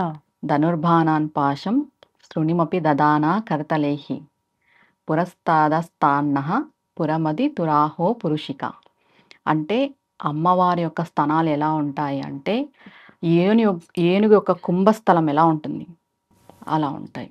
హుహుహు. అలా ఉంటాయి అమ్మవారి యొక్క స్తనాలు. ఓకే. ఓకే. ఆమె భుజాలు వెడల్పుగా ఉండి, హ్మ్. స్తనాలు పెద్దవిగా ఉండి, ఆమె నడుము చిన్నదిగా ఉంటుంది. హ్మ్. అమ్మవారి యొక్క ఆరాధన మనం చేస్తే అమ్మవారి మనకి ఈ శ్లోకానికి ప్రతిఫలం ఏమంటే, ఈ శ్లోకం చదివితే అమ్మవారే మనకి ప్రత్యక్షంగా కనిపిస్తుంది అంటారు సౌందర్యలహరిలో. ఆహాహా! దీంట్లో చెప్పబడింది. ఆమె ఓకే. ముఖము పరిణత చరచంద్ర వదన అంటే పూర్తిగా 16 కళలతో నిండిన చంద్రుడిలాగా ఉంటుంది. ఆమె స్తనాలు సూర్యచంద్రుడిలాగా ఉంటాయి. ఆమె పోషిస్తుంది సమస్త జీవరాశిని అనేసి. హుహుహు. ఓకే. ప్రతి ఒక్కరు గూడా ప్రతిరోజు సూర్యభగవానుడికి అర్ఘ్యం ఇచ్చుకోండి. రాగి చెంబులో రాగి నీళ్లు, పాత్రలో. పసుపు, చెంబు అని కాదు. కుంకుమ. చిన్న గ్లాస్ అయినా గ్లాస్ అయినా పర్వాలేదు. పర్లేదు. ప్రతి ఒక్కరు కూడా సూర్య భగవానుడికి ఆరోగ్యం అనేది ఇస్తే ముందుగా మనకి ఆరోగ్యం బాగుంటుంది. ఆరోగ్యం బాగుంటే మనం సకల పనులు చేసుకోవచ్చు. అంతే. అవును. ఆరోగ్యం భాస్కరాధీనం అంటారు. మన ఆరోగ్యం సూర్య భగవానుడి యొక్క ఆధీనంలో ఉంటుంది. మీరు అన్నట్టుగా ఇప్పుడు అందరూ బాగా లడ్డుగా అయిపోయి సూర్య నమస్కారాలు చేస్తే సన్నగా అవుతారని చెప్పి సూర్య నమస్కారాలు చేసే వాళ్ళు కూడా ఉన్నారు. అవును. ఎట్లాగూ భాస్కరుణ్ణి ఆరాధించిన వాళ్ళు స్లిమ్ గా ఉంటారని మీరు కూడా ఓవర్ చెప్పారు. వెయిట్ ఉండరు. ఉమ్, వాళ్ళ దాంట్లో సూర్య భగవాన్ని ఆరాధించే వాళ్ళ బాడీలో చెడు పదార్థం అనేదే ఉండదు. మనకి ఓకే. కొలెస్ట్రాల్ ఇవన్నీ ఉంటాయి కదా, ఉమ్, ఉమ్, ఇవేవి ఉండవు. వాళ్ళు చాలా సన్నగా ఉంటారు, ఉమ్. ఆరోగ్యంగా ఉంటారు. మెయిన్గా సూర్య భగవాన్ని ఆరాధిస్తే మేధస్సు, తెలివితేటలు కూడా చాలా బాగుంటాయి. ఓకే. అంటే ఇక్కడ భక్తి అందుకే ఉన్నవాళ్ళు ఆదివారం టైంలో నాన్ వెజ్ తినకూడదు అంటారు. ఆదివారం మనకి రైట్. సూర్య భగవానుడి యొక్క ఆరాధన జరుగుతుంది. మనకి కనిపించే దైవం ఆయన. ఆదివారం నాన్ వెజ్ మానేయమని చెప్పడానికి కారణం కూడా ఇది. కానీ చాలా మంది హాలిడే కాబట్టి ఆ రోజునే తినేవాళ్ళు కూడా ఉంటారు. తెలిసి తప్పు చేసేస్తున్నాం ఒక రకంగా. ముందుగా శనివారం మానేస్తాం మనం కదా, అవును. శని భగవానుడిదని. శని భగవానుడి వాళ్ళ తండ్రి సూర్య భగవానుడు. ఆదివారం కదా మానేయాల్సింది. ఓకే. అంటే శని భగవానుడి తండ్రే గొప్ప కొడుక్కే ఇంత స్థాయిలో ఉన్నారు. ప్రయారిటీ ఇంత ఇస్తున్నప్పుడు ప్రయారిటీ ఇస్తున్నాం, మనం తండ్రికి ఇవ్వట్లేదు, ఉమ్, సూర్య భగవానుడికి ఇవ్వట్లేదు. అవును. ఇది అందరూ తెలుసుకొని ఆదివారం పూట మాంసాహారం మానేస్తే మెయిన్ ఆరోగ్యంగా ఉంటారు. ఓకే. మన ఆరోగ్యాన్ని మనం సగం కాపాడుకున్నట్టు ఉమ్, మాంసాహార నిషేధం మాంసాహార వల్ల. నిషేధం వల్ల. ఇంకేమైనా ఉన్నాయా నియమాలు, కండిషన్స్? ఇది ఒకటేనా ఆ రోజున ఆదివారం. ప్రత్యేకించి? ఆదివారం ప్రతిరోజు అర్ఘ్యం ఇవ్వలేని వాళ్ళు ఆదివారం మాత్రం ఇచ్చుకున్నా చాలు. ఒక్క రోజున. ఆ రోజు సూర్య భగవానుడి ఆరాధన చేసుకొని మాంసాహారాన్ని తినకుండా ఆయన యొక్క నమస్కారాలు చేసుకున్నా కూడా మనం ఆరోగ్యంగా ఉంటాం. ఇప్పుడు ముందుగా మనకి సోమవారం రాబోతుంది, అవును. మొదటి మొదటి సోమవారం. సోమవారం. ప్రతి ఒక్కరూ తెలుసుకోవాల్సిన విషయం ఏమంటే, ఒక్క సోమవారం ఒక పూజ, రెండవ సోమవారం ఇంకొక పూజ, మూడవ సోమవారం ఇంకొక పూజ, అలా కాదు. ఆ, కార్తీక మాసంలో 4 కానీ 5 కానీ వస్తుంటాయి. మీరు సంకల్పం చేసుకోవాల్సిన విషయం ఏమంటే, ఒకటే పూజ ప్రతి సోమవారం, ఉమ్, ఒకటే నియమం, ఒకటే దీక్ష. ఓకే. నేను కార్తీక సోమవారాలలో ఈ విధంగా దీక్ష చేస్తానని సంకల్పం చేసుకోవాలి. అది ఎలా? ఉమ్, మాంసాహారం మానేయడం, భూశయనం చేయడం, బ్రహ్మచర్యం పాటించడం, ఉమ్, ఏకభుక్తము నక్తము చేయడం, లేదా పరిపూర్ణంగా ఉపవాసం చేయడం. ఓకే. జలం కూడా తీసుకోకున్నట్టు కొంతమంది చేస్తారు, అవును. అలా చేయడం. అబద్ధాలు చెప్పుకోకున్నట్టు ఉండడం, ఉమ్, మౌనవ్రత దీక్ష. అవునా? మౌనంతో ఉండాలి ఆ రోజున? చాలా మంచిది, ఓకే. చాలా చాలా ఫలితాన్ని ఇస్తుంది మౌనవ్రత దీక్ష. ఉమ్, ఉమ్, ఓకే. ఇలా మీరు దీంట్లో ఏది మేము చేయగలము, హా, మేము ఏది చేయగలము అని మీరు ముందుగా నిర్ణయించుకోవాలి. ఉమ్, ఎవరైనా సరే ఈ 4 సోమవారాలు అదే చేయాలి. ఓకే. మౌనవ్రత దీక్ష చేసేవాళ్ళు ఉమ్, ఉదయం నుండి సూర్యోదయం కాకనే స్నానం ఆచరించి సంకల్పం చేసుకోవాలి. ఉమ్, స్వామి, నేను మౌనవ్రత దీక్ష చేస్తున్నాను.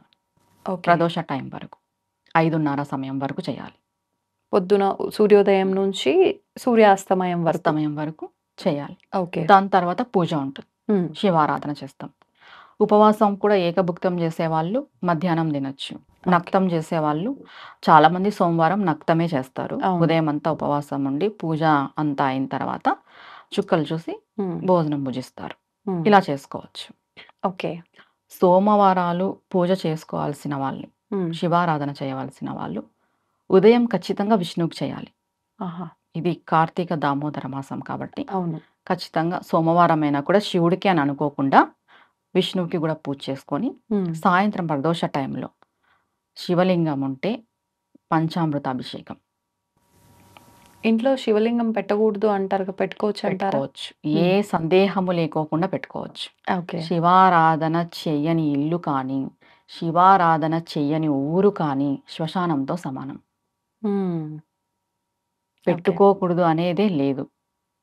మీరు చిన్నది పెట్టుకుంటారా, పెద్దది పెట్టుకుంటారా, అది మీ ఇష్టం. ఇప్పుడు ఓకే. మామూలుగా ఇంట్లో బొటికిన వేలంతానే పెట్టుకోవాలి అని చెప్తారు, అలా అయినా పెట్టుకోవచ్చు.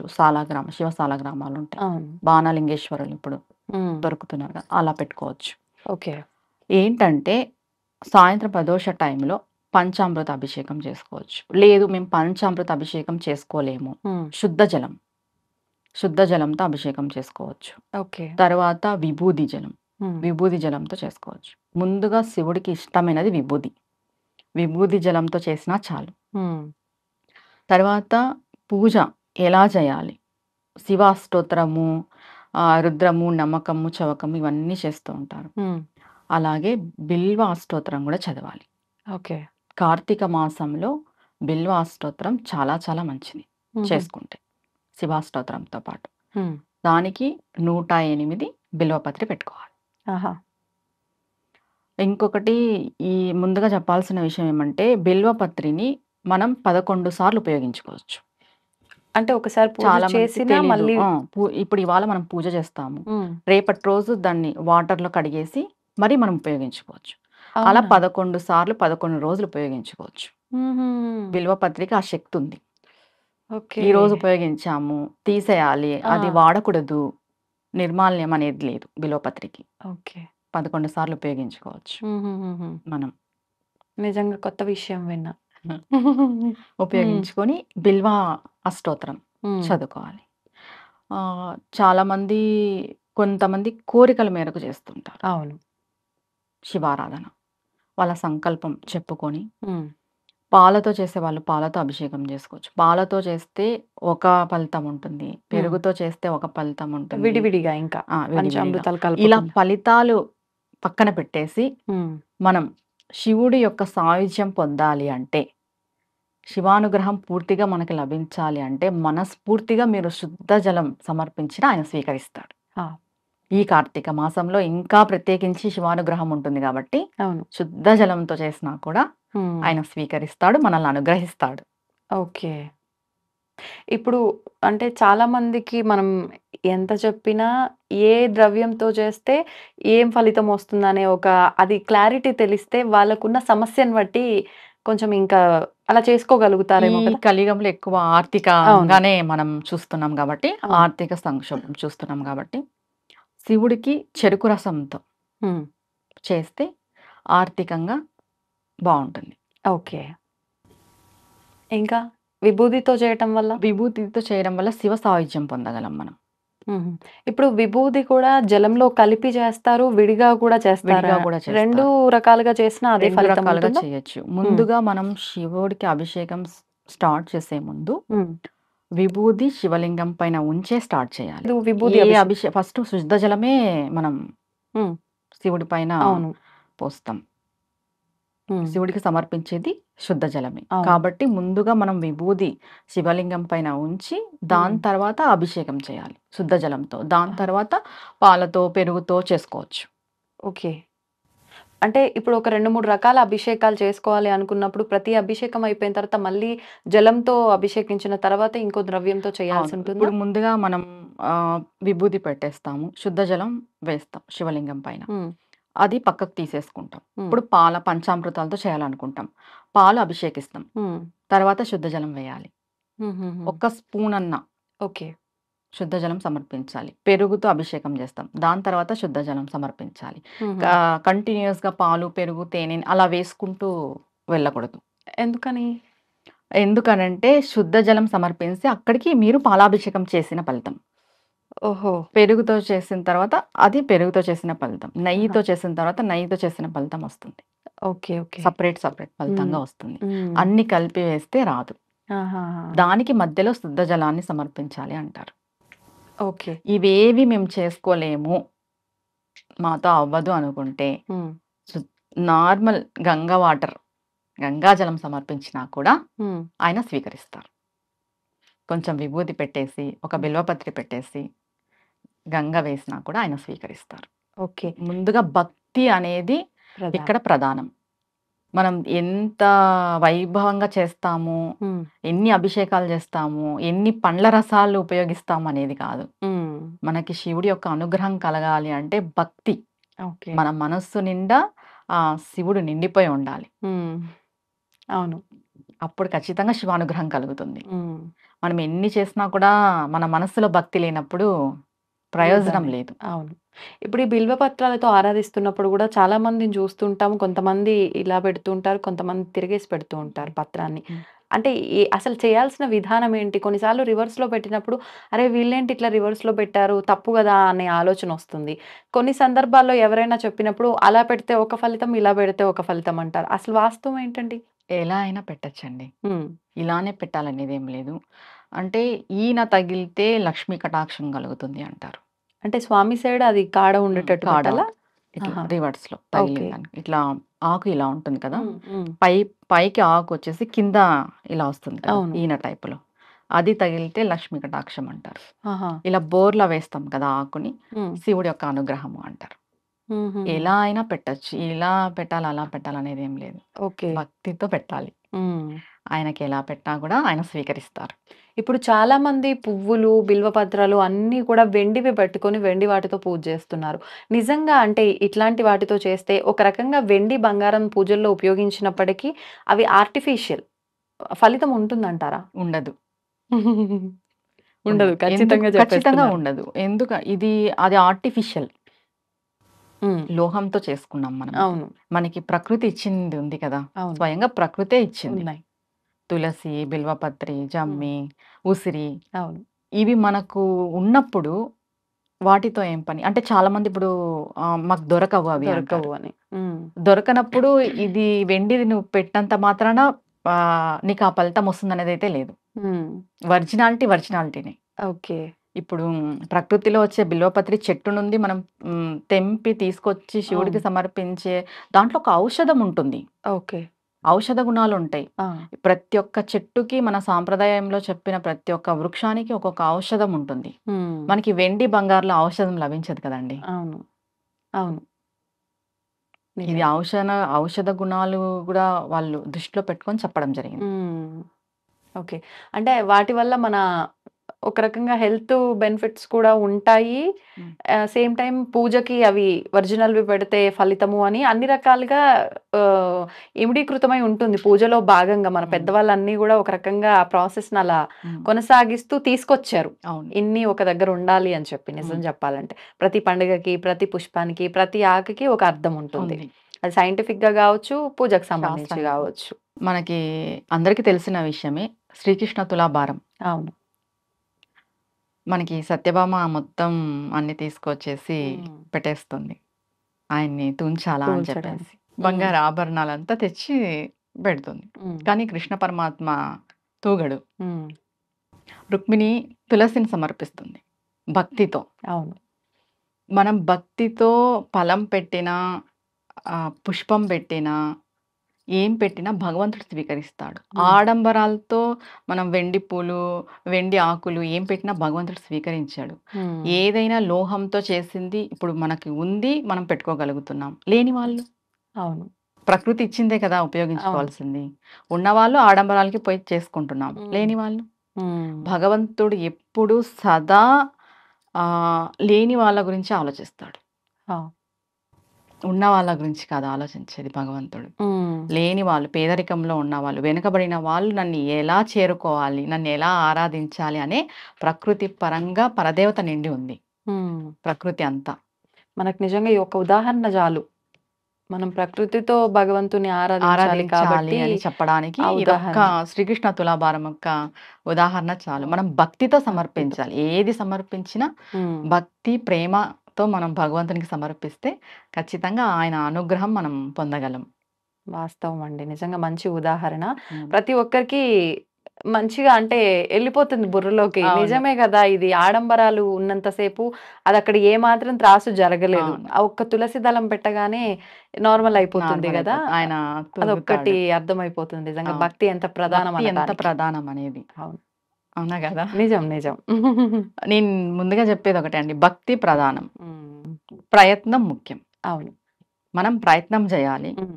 ఫలితం భగవంతునికొదిలేయాలి. అంతే. మనం ఏది చేసినా పూజా కార్యక్రమం భక్తి, ప్రేమతో చేయాలి. హ్మ్. అవును. ఈ 2 చేస్తే ఖచ్చితంగా భగవంతుడు మనకి సహాయం జేస్తాడనేది మనం కళ్ళ కట్టినట్టుగా చూస్తాం మన హ్మ్. జీవితంలో. హ్మ్. కనిపిస్తుంది కూడా మనకి అవును. కళ్ళకు కట్టినట్టుగా. ఇది కూడా చెప్తూ ఉంటారు కదా, అంటే మనం అడిగితే అంతే ఇస్తాడేమో, అడగకపోతే ఎంత ఇస్తాడో మనమే ఊహించలేము అని అవును. చెప్పి మనం అలా. ఎంతవరకు అడిగితే అంతే ఇస్తాడు దేవుడు. మనం అడగకపోతే అనంతం ఇస్తాడు. నిజంగానే. అంతే కదండి. అవును. ఇప్పుడు ఇది కావాలి అని అంటాం మనం, ఏదైనా ఒక అవును. లిమిట్గా అడుగుతాం. అడుగుతాం. కానీ భగవంతుడు ఇచ్చేది లిమిట్లెస్, అనంతం ఆయన. అంతే. ఈ అనంత విశ్వాన్ని బ్రహ్మాండాన్ని పాలించే ఆయన ఏమి ఇవ్వలేడు చెప్పు. అవును. మనం అడగకపోతే ఆయనకు తెలీదా? అవును. మనం చూడండి, భగవంతుడు చూసింటాడండి మన మ్మ్. జీవితంలో ఏం జరుగుతుంది, అవును. ఏం జరగబోతుంది అనే విషయం భగవంతుడు చూసింటాడు. చూస్తాం. ఆయనకు తెలీదా ఏమి ఇవ్వాలి ఏమి ఇవ్వకూడదు అని? తెలుసు. దానికి వదిలేసి మనం అది కావాలి ఇది కావాలి అని అడుగుతూనే ఉంటాం భగవంతుణ్ణి. అడిగినంతనే ఇస్తున్నాడు. నవ్వుకుంటాడేమో భగవంతుడు నిజంగా మనం ఈ పిచ్చి ఖచ్చితంగా. పిచ్చి అన్ని అడుగుతా ఉంటే. ఖచ్చితంగా నవ్వుకుంటాడు. దాంట్లో డౌటే లేదు. ఆ. మనం సందేహపడాల్సిన అవసరమే లేదు. అదే. షూర్‌గా శివుడు, పార్వతి కైలాసంలో కూర్చొని నవ్వుకుంటుంటారు. మ్మ్. అంటే చాలా ఎక్కువ రావాల్సి ఉంటుంది కదా ఎవరికైనా అదే. కొంతమందికి. అప్పుడు ఖచ్చితంగా భగవంతుడు అనుకుంటాడు, నీకు చాలా ఎక్కువ రావాల్సి ఉందిరా, నువ్వు దీంతోనే తృప్తి పడిపోతున్నావు, ఇదే కావాలనుకుంటున్నావు, ఏం చేయలేం దీనికి అనేసి. అంతే. అంతే కదా. అవును. అవును. అంటే ఇంకొకటి కూడా అడగాలనిపించింది నాకు. అంటే మనకి ఎంత ప్రాప్తం ఉంటే అంతే అంటారు. మరి మనకి ఎంత ప్రాప్తం ఉందో అంతే వస్తుందేమో, మనం అడిగినా, అడగకపోయినా. అడగకపోయినంత మాత్రాన ప్రాప్తంలో లేనిది ఏమైనా ఎక్కువగా వస్తుందా? అంటే ఏం చెప్పొచ్చు? ఉమ్, సరే, ఎంత ప్రాప్తమో అంత, హ్మ్. ఇది వాస్తవం. ఎంత ప్రాప్తమో అంత అన్నప్పుడు మనం ఏమి చేయకపోయినా ఆ ప్రాప్తంలో ఉండేది మనకు వస్తుంది. అవును. మనం ఎందుకు భక్తి భావనలో వెళ్ళాలి? హ్మ్. మనకి లేని దాన్ని కూడా మనం తెచ్చుకోవడానికి. హ్మ్. మన రాత బాగలేదు, మనకు సరిగ్గా లేదు, మనం అమ్మవారినో శివయ్యనో పట్టుకున్నాం, మన రాతలో ఏదో చెడు జరిగేది ఉంది. హ్మ్. భగవంతుడు ఏం చేస్తాడంటే ఆ చెడుని తీసేస్తాడు. కంప్లీట్‌గా కాదు. హ్మ్.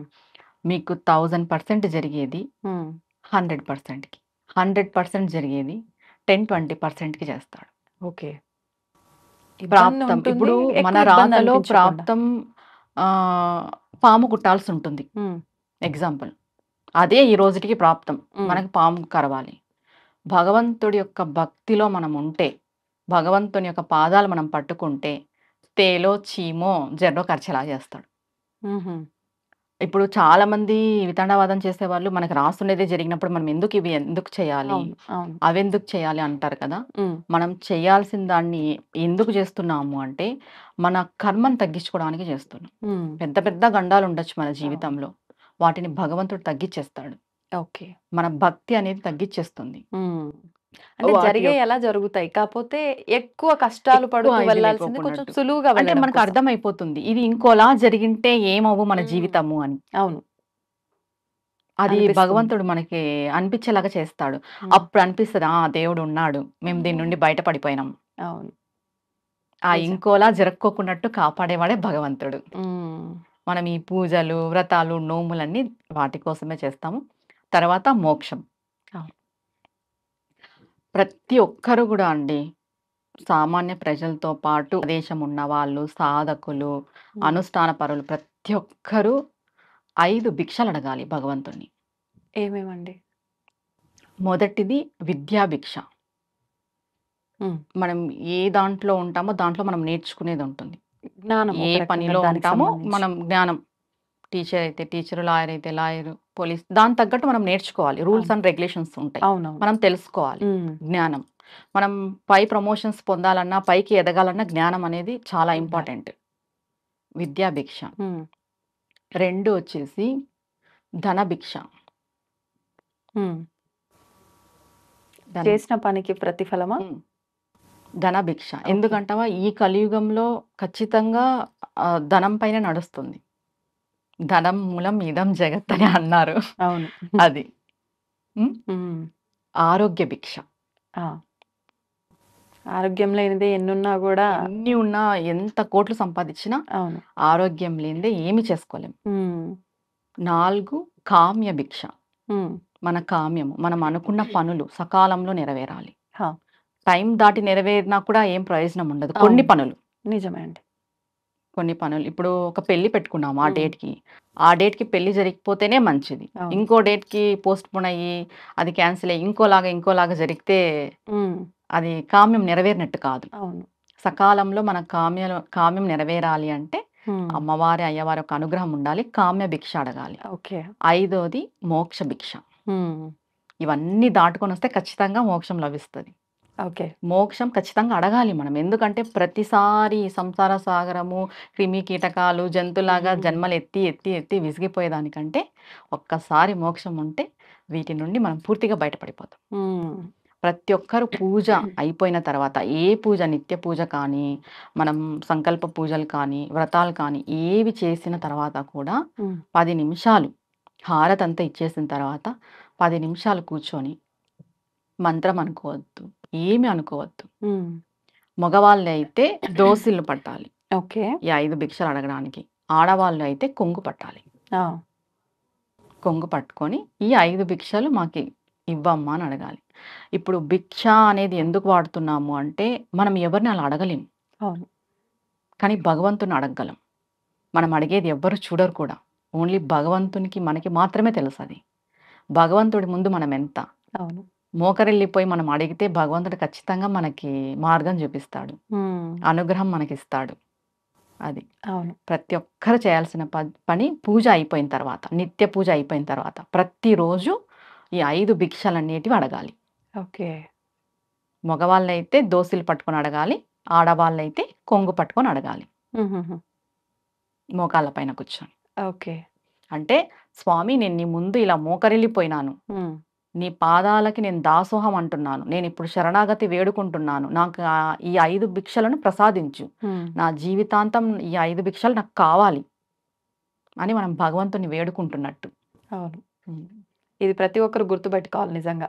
అవును. పూజ అనంతరం ఇంకా అయిపోయిందా, ప్రసాదాలు తినేద్దామా, ఈ హడావిల్లో ఉండకుండా ఈ యొక్క విధానాన్ని గనక ఆచరిస్తే అద్భుతం నిజంగా. భగవంతుడు ఎందుకు కనికరించడండి ఇంత మంచిగా మనం అడుక్కున్న తర్వాత? భగవంతుని అడుక్కున్న తర్వాత అసలు చెప్పండి. ఒక 10 నిమిషాలు అలా కూర్చోండి పోవాలి పూజా గదిలో భగవంతుని ముందు మాట్లాడాలి. ముందుగా మనం ఈ ఒక్క ఎగ్జాంపుల్ ఏం చెప్తాను అంటే, భగవంతుడికి పెద్ద పెద్ద స్తోత్రాలు చదివేసి పెద్ద పెద్ద పారాయణాలు చేసేసి వీళ్ళు కాదు నచ్చేది. ఏమీ రావు. వాళ్ళ బుద్ధి చాలా మంచిగా ఉంటది. వాళ్ళు ఏమీ చదవలేరు, ఏమీ చేయలేరు. అలాంటి వాళ్ళని చాలా మెచ్చుకుంటాడు దేవుడు. మనం కూడా అంతే కదండి.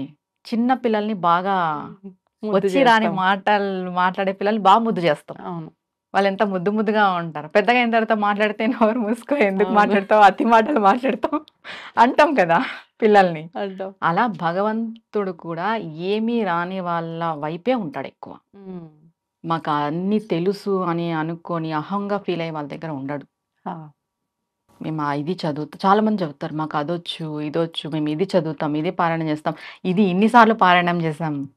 అలాంటి వాళ్ళకంటే ఏమీ రాని వాళ్ళకే భగవంతుని యొక్క అనుగ్రహం ఎక్కువ ఉంటుంది. అలా 10 నిమిషాలు మనం పూజా మందిరంలో కూర్చొని నాకు ఏమీ రాదు, ఏమీ తెలీదు, నీవే శరణాగతి, నీ పాదాలనే పట్టుకున్నాను, నా జీవితం ఏం చేస్తావో నీ పాదాల దగ్గర పెట్టాను అనేసి మీరు భగవంతునికి అప్పచెప్పేసేయండి మీ జీవితాన్ని. భగవంతుడు చూసుకుంటాడు. అంతే. అంతే. సంతోషం అండి. నిజంగా మంచి విషయాలు మనం అంటే టాపిక్ అక్కడే ఎండ్ చేద్దాం అనుకున్నాము, అనుకోకుండా అది యాడ్ చేయడము, ఇంత మంచి సబ్జెక్ట్ అంతా కూడా వచ్చింది. నిజంగా అందరికీ ఉపయోగపడే సబ్జెక్ట్. థ్యాంక్ యూ అండి. Thank you very much. నమస్తే మా శ్రీమాత్రే నమః. And for more videos, please subscribe to iDream. Please subscribe to iDream. Please subscribe iDream. And please subscribe to iDream. For more videos, subscribe to iDream. please like, share and subscribe to the channel. Congratulations, iDream. Subscribe to iDream. Subscribe to iDream. So subscribe to iDream Media. iDream ki iDream team andarki huge congratulations. Please subscribe iDream Media. Please subscribe to iDream. Subscribe iDream. Please subscribe to iDream. iDream అంటే నా కళల channel subscribe చేసుకున్న నోరు తిరుగుతలేదు, మీరైతే గంట గుర్తు కొట్టండి. For more such videos, please subscribe to iDream. Subscribe to iDream. Please subscribe to iDream. Please subscribe iDream Media. Please do subscribe to iDream. Please subscribe to iDream Media. For best entertainment and information, please subscribe iDream. And don't forget to subscribe to iDream.